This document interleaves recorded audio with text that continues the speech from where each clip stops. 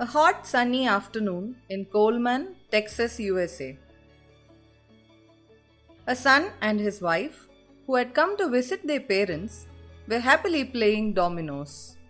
The father put forth a suggestion that they go out and have lunch at a restaurant in Abilene, a town 80 kilometers away. The daughter-in-law immediately agreed with him and praised him for the idea.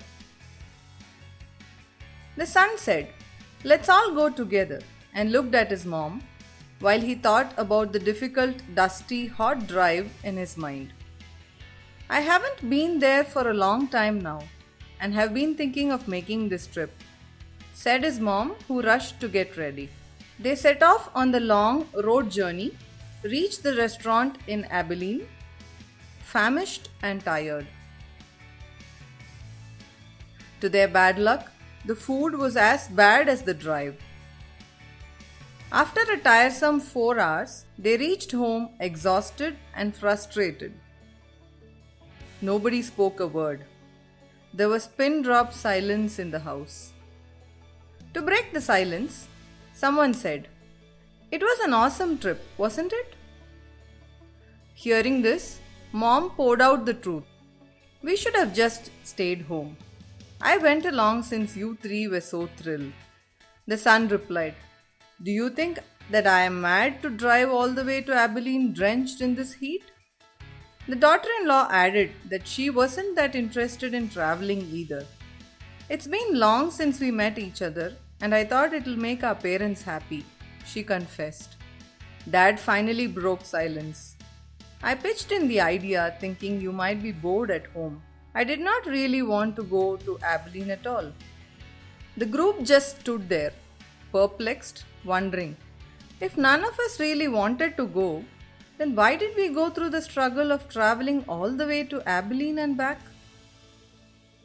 This story is taken from the article "The Abilene Paradox: The Management of Agreement," written by management expert Jerry B. Harvey in 1974. This situation is very similar to incidents that happen in our daily life, isn't it? If you have such stories, do comment below. Please subscribe to our channel But Why, and do like this video if you find it interesting. The concept of Abilene paradox is something we all need to understand. The power of our social groups in influencing our decisions is immense. Abilene paradox is a desire to not rock the boat. None of us want to be the odd man out in our groups. In simple words, if we understand the differences of opinion our fellow members might have, like we do, the decisions we make as a group can become better and meaningful. And if you are a leader, you should aim to create an environment where each team member can express their viewpoints without being ridiculed or sidelined. By following these simple steps, let us strive to keep out Abilene paradox from our groups. That's all from me. Until we meet next week with another interesting video at Channel But Why.